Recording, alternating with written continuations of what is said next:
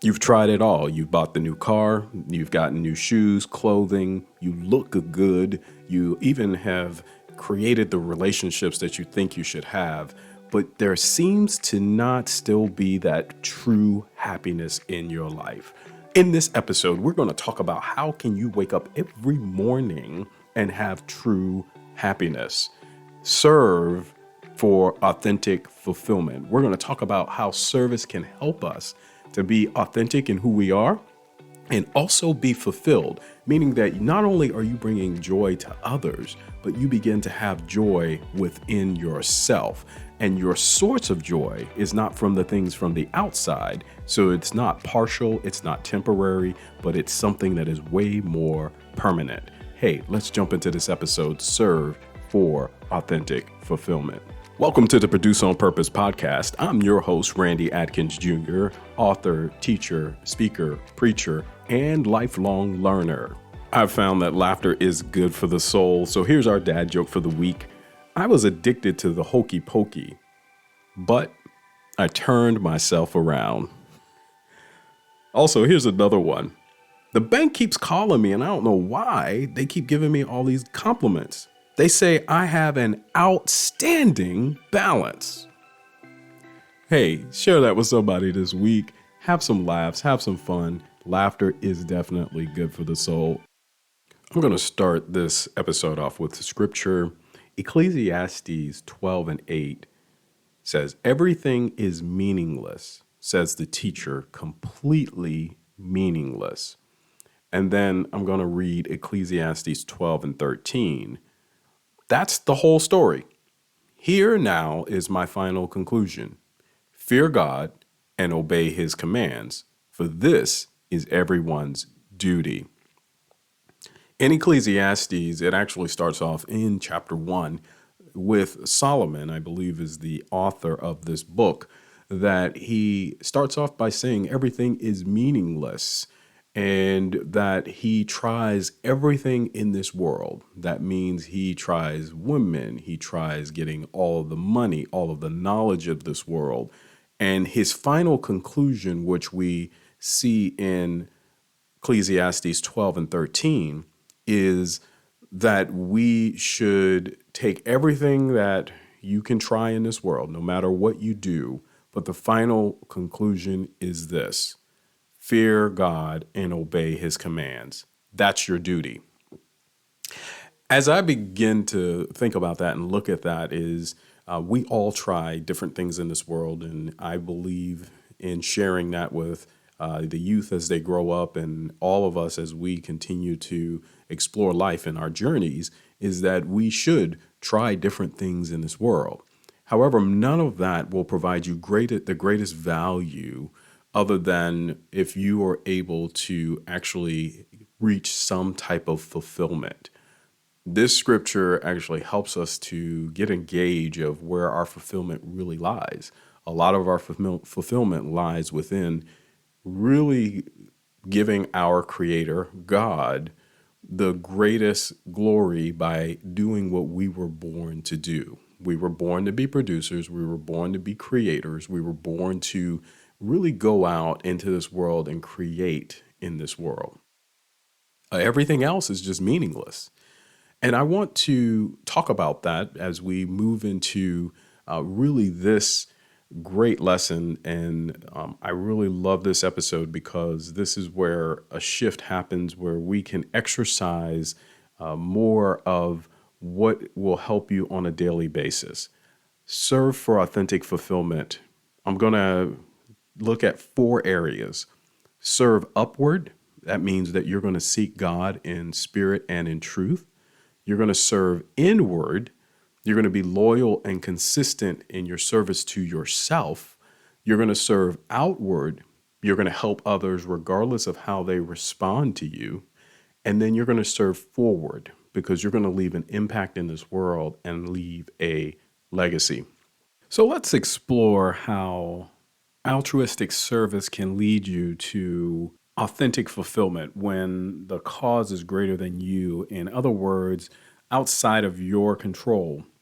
The sources of your fulfillment can be categorized in how satisfied you are in serving upward, inward, outward, or forward. That level of fulfillment within each category can be described by your sense of wholeness, feeling, or alignment in awareness of your purpose. Years ago, my wife and I participated in a medical missions trip. We flew for many miles and many hours. We slept on the plane all the way across the Atlantic Ocean to get to Africa with a few stops here and there. Additionally, we once we landed into Entebbe, we through Kampala, which was really cool to see all the people, and it looked like a regular city. And then we went into Masindi. Well, as we were traveling, because we had to travel, I think it was probably about 5 hours to get to where we needed to from Entebbe to Masindi, that we rode in a vehicle that had to go through all of these different types of roads and potholes. And many times we were traveling to different destinations on this missions trip. There were potholes. We even had some that were on the trip with us that got car sick. There were so many inconveniences throughout. When we ate, we only ate to really nourish our bodies because the food was just very different than the cuisine we were used to. And we chose to only eat what we needed to give us strength and continue to the next day. We worked 12-hour days, by the way, in some of those days that we were out there. And it was really exciting because we saw people that were getting healed and sicknesses that were being helped. I'm not a medical person, but I was able to help by being on the end of it where they called us the pharmacy. So we would disperse the medications and explain and give instructions to everyone that needed it. And I had a translator with me and I would explain the instructions. And it was really exciting to really have that connection with all of those that were there. We had inconveniences when we were at our hotel, the hotel that we stayed at. We couldn't drink out of the water, directly out of the fountain. So we had our bottled water even when we brushed our teeth. A lot of inconveniences, but it was actually so fulfilling to serve. When we served and we saw people being blessed, we saw people come to the Lord, that was amazing. And so I'm going to encourage you in this episode that when you serve, there is an authentic fulfillment that comes over you. So what we experienced and what I experienced during that time was that not only were the people that we were working with and those that we were talking to, were they getting a blessing from us being there, but we were getting a blessing from giving. We even had conversations with some of the teachers that were there. They had questions to us and they looked at us and they said, same, meaning that we had the same skin color. And they had many questions about us being African Americans here in America and how the schools were and how our children were. So we were able to show pictures and share pictures. And we found that no matter what the people that we talked to or those that were there in Uganda, that they would really open arms. They gave us information and they had smiles on their faces because they told us the most important thing to them was their families. The most important thing to them was their tribe. And we began to talk to them and try to associate with our lives. What's our tribe? Who are the people that we are around? Who are we serving on a consistent basis? Life-changing experience for us. And I want you to have that type of experience in your life as well. By looking into how you can serve. Serving is a key in this journey of having a spiritual awakening, also in having a place in your life where your life can have a change, to have a transformation happen in your life. Along this journey, if you can serve, even in the most difficult times, even in the most some of the most inconvenient places, because there's a cause that is greater than yourself. It's an altruistic type of service. Then you will begin to experience this type of authentic fulfillment. So I wanted to give you four of the areas I brought up at the beginning. So let's start off by talking about serving upward. We are talking about the ability to serve that greater self that is within you. We discussed having a spirit within us in the earlier chapters. As we seek God in spirit and in truth, we will begin to serve upward to that greater purpose that is within us. Serving upward, I want you to think about what it says in John 12:26. Anyone who wants to serve me must follow me, because my servants must be where I am, and the Father will honor anyone who serves me. When you begin to serve upward, you follow the instructions of Christ. That Christ consciousness we've talked about, having a different level of thinking, that it's not only the things that I see with my senses, but I am going to live a life where my faith and the vision that God has provided to me is going to be what I'm going to work with. I remember as a child having the game Follow the Leader. The essence of that game is that you would follow whatever the leader would tell you to do, gestures, movements, whatever it was, and you would mimic that leader, regardless of how outrageous the movements were or how silly they were. You were to follow the leader, otherwise you were out of the game. The same thing is what Christ is challenging us is, can we follow him in that manner? Can we follow him as a leader in our lives, that where we can mimic his gestures, mimic what he did, mimic how he served? When we begin to serve our Creator by saying, I know that I have been put here for something that's bigger than me, then I'm going to begin to unify and I'm going to honor my Creator by serving upward, finding that purpose, being intentional about who you are. You will now serve him by saying, I am going to fulfill that purpose that I've been put here for, that reason I've been put here for. God, I want you to guide me in this day so that I can continue in my service upward. And when I say upward, it's a service to your Creator, your God. Then I want you to think about serving inward. And serving inward is where your soul is. It's time to begin to think about what your soul is built of and created of. It's your mind, your will, your emotions. How can you build that on a more consistent basis?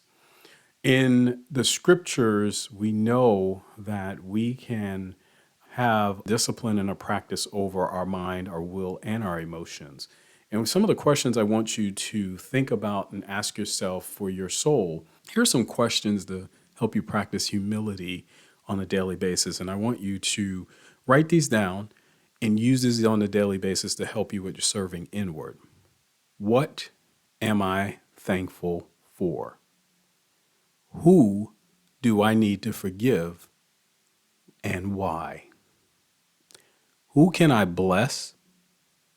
How can I bless them? What problems can I give to God to handle? Have I acknowledged God lately? If so, when and how? When was the last time I demonstrated pride?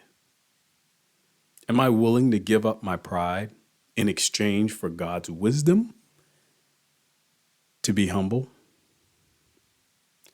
Each question helps you to increase your awareness of how humble you are in your prideful characteristics. And I want you to look at those responses that you've put down, and I want you to begin to work on being more humble so you can serve faithfully to God. Proverbs 25:19 says this, like a broken tooth or a lame foot is reliant on the unfaithful in a time of trouble. When you're struggling, a broken tooth or a lame foot is just going to make everything that much worse, because you can't really rely on them to fulfill their functions. And when we have anything like pride in our lives, it takes up the ability for it to function in our lives. And if we want to function and serve inward, we've got to first be humble. And I want you to then figure out ways that you can serve your mind. How can you add to your mind positive things, things that strengthen you, things that make you better? How can you make sure that your will is strong enough to stand firm no matter what happens and what goes on in your life? I want you to speak to those things in your life that are making you feel a particular way. I want you to pull out a feelings wheel, and you can get to a feelings wheel. I have one on my website, feelings.randyadkinsjr.com. And you read the feelings wheel by going to the middle, and those are our primary emotions. And you can then go from those primary emotions like sad, happy, disgusted, and take a look. And then you can go to the outer circles to give you a more specific feeling that you may have. And then there's another level that you can go even more specific. And that will help you identify your feelings, because if you can identify your feelings, then you can begin to address those and become better and serve inward, because we have to have the capacity in our souls so that we can move to the next level of service, which is serving outward. It is service, not serve us. When I say serving outward, we are going to serve those who are around us. Look for serving beyond yourself. But you have to make sure that you had served inward. You can now serve outward, and look for the place where you're serving outward, because if you don't have a balance of making sure you serve inward, serving outward can become an obligation. It can become something that is no longer a service. It becomes a duty. Sometimes when you have a duty or an obligation, you can become resentful. This happens sometimes in marriages. It happens sometimes in different relationships.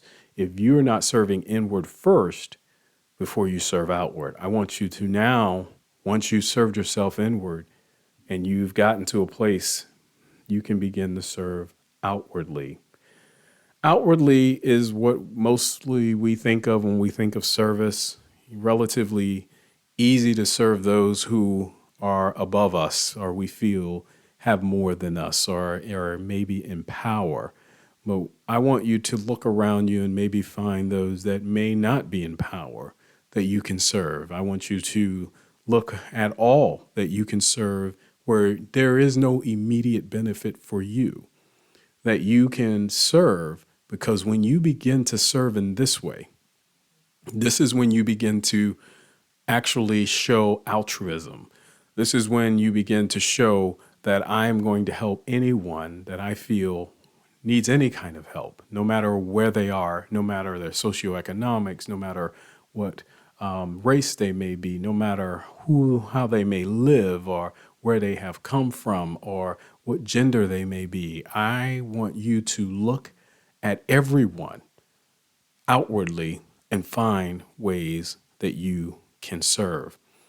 The example I want you to think about is in John 13:3-5, where Christ was with his disciples, and he was intentional about serving them. He knelt down with a towel and a basin of water, and he washed their feet.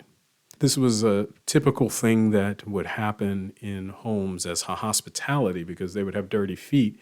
But Jesus, being their teacher, and many times you see in the Bible where he's their master and their teacher, he kneels down and he shows servant leadership.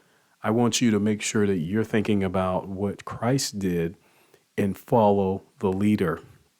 Matthew 23:11-12 says it this way: the greatest among you must be a servant, but those who exalt themselves will be humbled, and those who humble themselves will be exalted. My question to you is, do you want to be exalted? Do you want to move to a different level in your life? I'm going to encourage you to serve someone else, to serve those that are around you, to look for ways to serve. When you do this, your life will change. You will no longer be focused on the things that distract us from our greater purpose. Part of our greater purpose is to relate to others. Part of our greater purpose is to help others that are around us. When we help those, whether it's at work, whether it's at home, or those that are in different organizations with us, when we help, it gives us a better feeling of a fulfillment, of satisfaction, of wholeness in our lives. When we serve those like Christ served his disciples and he washed their feet, we begin to see that no matter what position we may be in, that we have been built so that we can come into this world and serve in a greater way. But I encourage you that you must first serve upward, inward, then outward. When you do this, you can then be in full balance to be able to help address the needs of those that are around you and bless them in a way that will help them and help you as well. We did the same thing when we were in Uganda, and it changed our lives. We were able to feel how God was really wanting us to bless, no matter who we are, where we are, that we are to bless those that are around us and serve, and using our unique talents to do that. Christ didn't come to be served, he came to serve, and we should follow the leader, Christ, and do the same thing in our lives. And the last area I want you to think about is I want you to serve forward. There's a time component in our service. In this journey, after you've served upward, you served inward, and you served outward, there's some service that we do that will go beyond our life here. This is a service that will leave a legacy and will impact this world forevermore because you were here. This is when you get to leave a mark. This is where you serve for future impact. You may not see the end of what you do. I don't believe Martin Luther King Jr. actually got to see everything in that dream he said he had. Because of his service then, we began to see some of those dreams that he had come true. He served forward. We have the ability to serve forward by taking the time to do the work now, to serve and look at how we can make our society better. How can we make the world better? How can we love in a greater way? When we serve authentically, based on who we are, we're going to see fulfillment not only in our lives, but we'll see fulfillment in our future generations. How would it be that the future generations are impacted by what we do, how we move, how we talk, what we think about? So when we seek our Creator, he's not only talking about now, he's also going to be in the future. He's going to touch those generations through us. When we follow his lead by serving and making sure service is a big part of our lives. And there's no one in this world that can't serve in some capacity. Service doesn't look the same for everyone, but I want you to do what you can do. I want you to serve upward, inward, outward, and I want you to serve forward. Leave a legacy. Leave something for this next generation. Leave something for this world that it will be impacted by you because God put something on the inside of you that you would produce on purpose. Hopefully you enjoyed this episode. This episode is one of the culminations of what we've been talking about becoming spiritually awakened, becoming closer to our Creator, getting closer to being a producer that can create more, create on that purpose that you were born for. You were born to be a producer. You were born to create. You were born to make differences and changes. And some of that comes through when we begin to serve in all capacities. Hopefully you enjoyed this episode and this lesson that we just went through. And I'm looking forward to us doing some greater things. So I want you to think about, how can you serve and have authentic fulfillment? Next week, we're going to be talking about experience overflow. Once we've gotten to a place in our spiritual awakening and we are closer because we've been producing on purpose as a producer and creating, there is a place where you begin to experience overflow in your life. How would it be to experience overflow in your relationships? That means an overflow of love, overflow in your finances or in your resources in your life, overflow in your health. That means you are strengthened, you have no sickness, you are in a place of overflow that comes from your Creator. Overflow, meaning that you are fulfilled and whole in everything that you do. Experience overflow. That's our next episode. I'll see you next week. Thank you for listening to this podcast. I would like to ask you a favor. If you would subscribe to this podcast on whatever platform you are listening on. Also provide a review.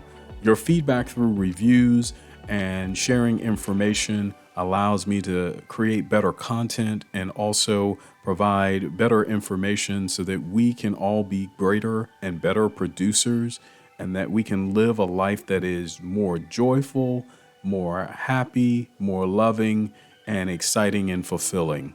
You can also reach me at my website, which is randyadkinsjr.com. And there you will find information about the podcast, about my book, Produce on Purpose, Experiencing Life Being the Real You. I will see you on the next episode.